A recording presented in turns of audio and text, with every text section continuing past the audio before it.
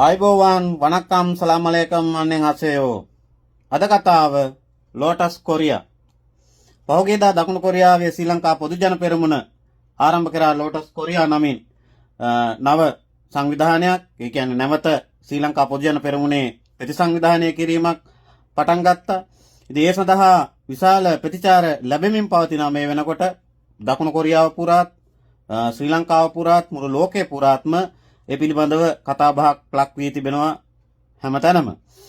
ඉතින් විශේෂයෙන්ම අවුරුදු දෙකක් අපි වර්තමාන ආණ්ඩුවට අපි බලන්න හිටියා මොකද කරන්නේ, හොඳ දේවල් කරනවද නරක දේවල් කරනවද, ආණ්ඩුව ඉදිරියට යනවද, රට ඉදිරියට යනවද, මිනිස්සුන්ගේ ජීවන තත්ත්වය උසස් වෙනවද, විදේශගත ශ්‍රමිකයන්ගේ පහසුකම් ලැබෙනවද, ඒගොල්ලෝ දුන්නු පොරොන්දු, ඒගොල්ලෝ කියපු කතා සාර්ථකව සිද්ධ වෙනවද කියලා අපි අවුරුදු දෙකක් බලන් හිටියා. අවුරුදු ඉඳීමෙන් අනතුරුව අපි දැන් ආරම්භ කරා මේ වැඩේ හරියන්නේ දවසින් දවස පච වපුරමින්, දවසින් දවස විහිළු සපයමින් ඉදිරියට යන බවත් පෙනී යනවා. ඒ නිසා අපි ආරම්භ කරා ලංකාව පුරාත් මුළු ලෝකේ පුරාත් විශේෂයෙන් දැන් දකුණු කොරියාවෙත් අපි ආරම්භ කරා මේ ආණ්ඩුවට විරුද්ධව සහ නව ආණ්ඩුවක් පිහිටුවීමට, නව නායකයෙක් පත් කර ගැනීමට, අලුත් රටක් වෙනුවෙන් ඉදිරි වැඩපිළිවෙල කරගෙන යාමට ශ්‍රී ලංකා පොදු ජන පෙරමුණ සමගින් අපි එදත් අදත් ඉන්න මිනිස්සු. ඉතින් ඒ මිනිස්සු ඒකරාශී කරගෙන අපි නැවතත් ආරම්භ කරලා තියෙනවා අලුත් ගමනක්. තරුණ නායකත්වයක් යටතේ, තරුණ ප්‍රතිසංවිධාන වැඩසටහන් යටතේ ඒ අයට සහයෝගය ලබා දෙමින් මුළු ලෝකේ පුරාම දැන් මේ වැඩසටහන් ක්‍රියාත්මක වෙමින් පවතින අතරතුර තමයි දකුණු කොරියාවේ ලෝටස් කොරියා නමින් සංවිධානය පිහිටුණු ලැබුවේ. විශේෂයෙන් මේ සංවිධානය පිහිටුණත් එක්කම පළමු කතාව තමයි ඇති උනේ කුඩා කණ්ඩායමක් තමයි කොරියාවේ පොදු ජන පෙරමුණේ ඉන්නේ කියන එක. නමුත් ඒක අසත්‍ය කාරණාවක්. එදා ඒ ආරම්භ කර අවස්ථාවට සම්බන්ධ වුණේ අපේ පක්ෂයේ ලෝටස් කොරියා සංවිධානයේ නිලධාරි මණ්ඩලය පමණයි. එතකොට ක්‍රියාකාරීන් වන අපි ප්‍රධාන සමාජිකයෝ වත් විශේෂයෙන් සුගා බොලව්වත් අඩුම ගානයකට සම්බන්ධ වුණේ නැහැ. ඒ නිසා කට්ටිය කලබල වෙන්නව, කට්ටිය අඩුයි කියලා මේ මම අපි ඉන්නවා.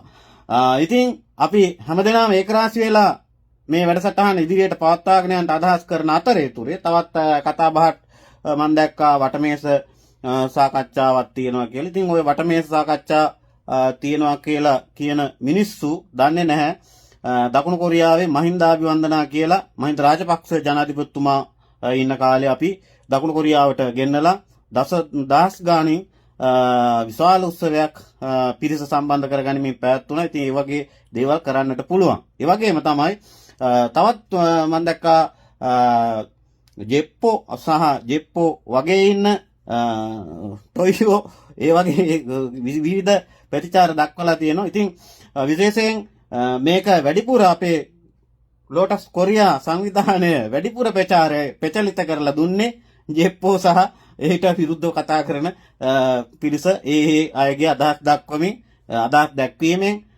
සහ කමෙන්ට් කිරීමෙන්, හාහාරියක් දැමීමෙන් ඇත්තටම අපි තව ජනප්‍රිය වෙනවා, අපි ප්‍රචාරය වෙන එක තමයි වෙන්නේ. ඉතින් ඒකට බොහොම ස්තුතියි ඒගොල්ලන්ට.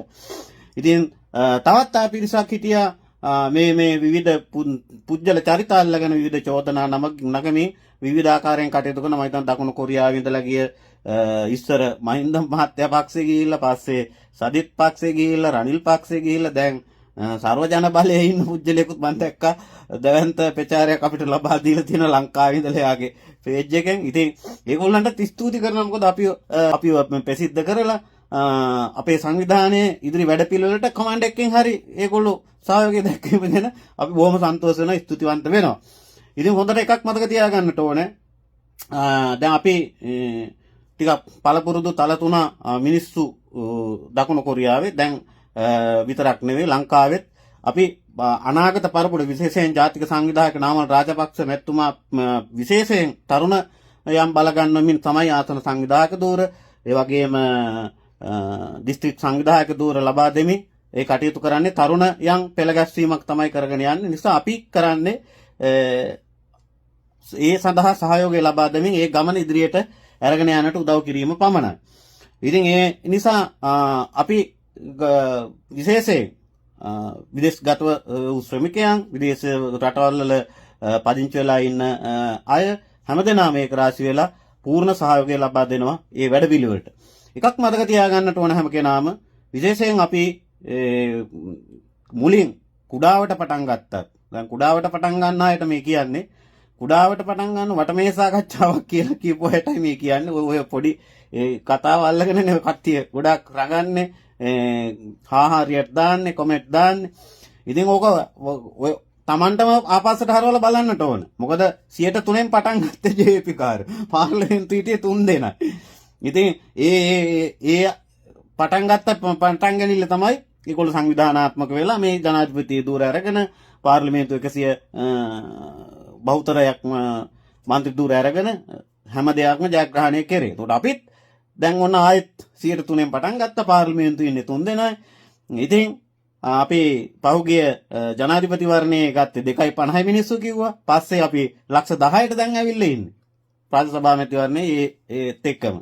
ඒතකොට දැන් ආය නැවත මැතිවරණ තියෙනකන් තමයි මේ බලන්නේ ඉන්නේ. මිනිස්සුත් අපිත් සංවිධායකවරුත් ඔක්කොමලා. නිසා පහුගිය දවස්වල වන් දැක්ක අපිට ජනප්‍රියතාව මෙච්චරයි මෙච්චරයි මෙච්චරයි කියන ඉතින් ඒ ජනප්‍රියතාවය බලන්න නම් නාමල්ගේ ජනප්‍රියතාවය බලන්නත් ජනාධිපතිතුමාගේ ජනප්‍රියතාවය බලන්නත් සජිත්ගේ ජනප්‍රියතාවය බලන්නත් කාගේ ජනප්‍රියතාවය සහ මිනිසුන්ගේ ඉල්ලන දේවල් බලන්නට හොඳම දේ තමයි පළාත් සභා මැතිවරණේ පැවැත්වීම. ඉතින් ඒ පිළිබඳවත් අපි දැස් දල්වාගෙන බලන ඉන්නවා මැතිවරණයක් දියෝ කිය.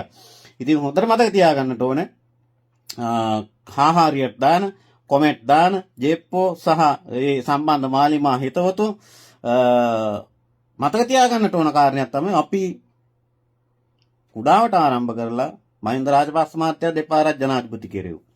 ඊට පස්සේ අපි නැවත ජනාධිපතිවරයෙක් ගෙනාව ගෝඨාභය රාජපක්ෂ මහතා. ඊට පස්සේ අපි අපේ ඡන්ද වලින්ම තමයි පාර්ලිමේන්තුවෙන් රනිල් වික්‍රමසිංහ මහතා ජනාධිපති වුණේ. ඒතකොට ජනාධිපතිවරු 4 දෙනෙක් පත් කරපු මිනිස්සු තමයි අපි.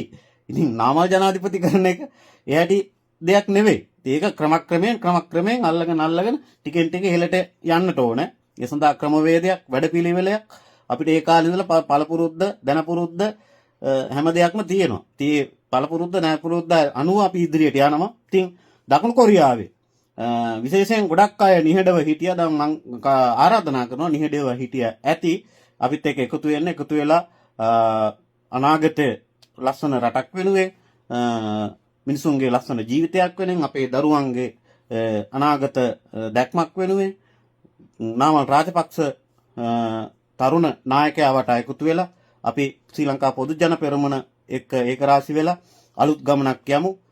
විශේෂයෙන් දකුණු කොරියාවේ සිටින මධ්‍යස්ථ මතධාරීන්ට අපි ආරාධනා කරනවා ලෝටස් කොරියා සමග ඒකරාශී වෙලා අපිත් එක්ක ඉදිරි ගමනක් යන්නට එක්කහුව වෙන්නට කියලා. ඉතින් ලයික් කරන, කමෙන්ට් කරන, හාහාරියක් දාන, ජේප්පෝ, ටොයියෝ, බායියෝ හැමෝටම බොහොම ස්තුතියි ආදරෙයි.